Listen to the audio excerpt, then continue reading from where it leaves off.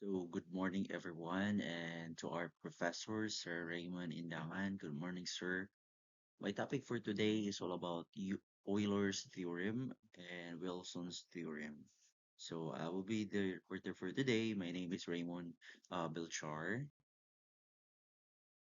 Okay, let's start with Euler's theorem. So, if A and N are co-prime whole numbers with n is greater than 1, then the A raised to totient of n is congruent to 1 modulo n. So in other words, when we raise A to the power of totient of n and divide by n, the remainder is 1. Okay, so take note, there is a co-prime in that quotient of n. Now, so what does co-prime mean?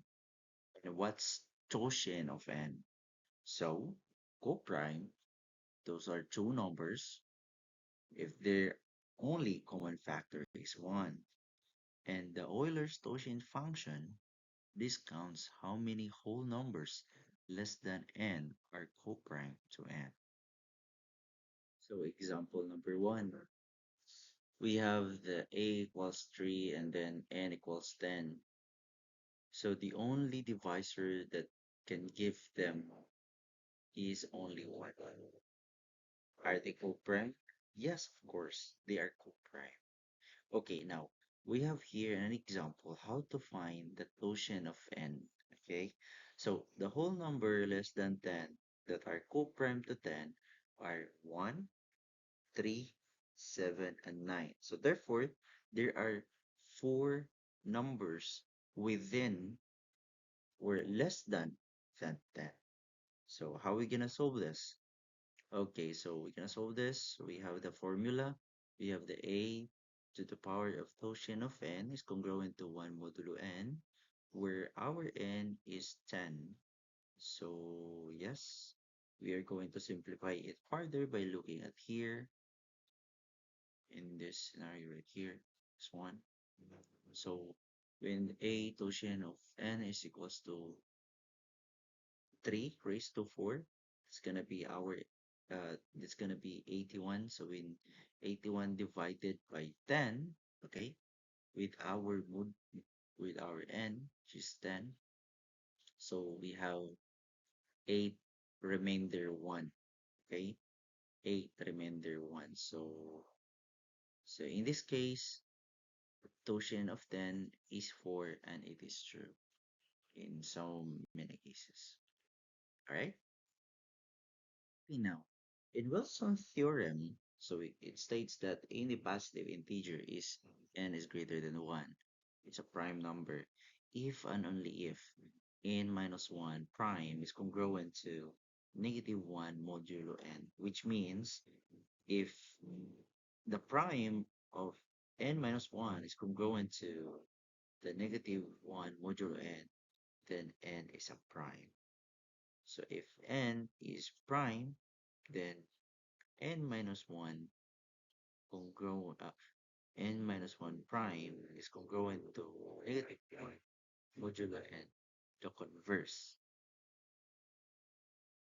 Okay, a little fun fact about the final exam is that on the page, I don't know, page, but number 22 on topic 5, some spatial congruence is there. There is a question, which of the following is a correct application of Wilson's theorem? As you can see, at first glance, if you did not notice the theorem of Wilson's theorem, A, B, D, and E could have our guess. Okay, all the letter C is already wrong. But as we apply the theorem of Wilson's theorem, where n is a prime, of course, we could notice that letter B, which is 6, that is not prime, letter D, which is 4, that is not prime, and letter E is not also prime because it's 8. So the only answer that gives this number 22 is letter A because, okay, take note in Wilson's theorem, your n is always a prime. Okay? So there, we should always know that in this example too, as we apply the theorem, if n is a prime, then n minus 1 factorial is congruent to negative 1 modulo n.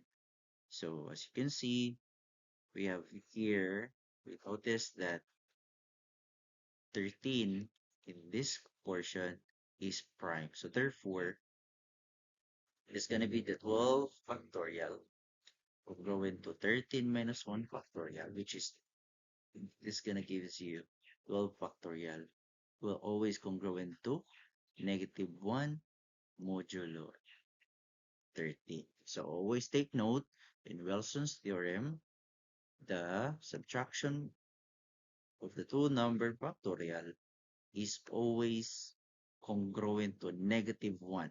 This is one of the clue, negative 1 and then modulo n, where our n right here is always a prime.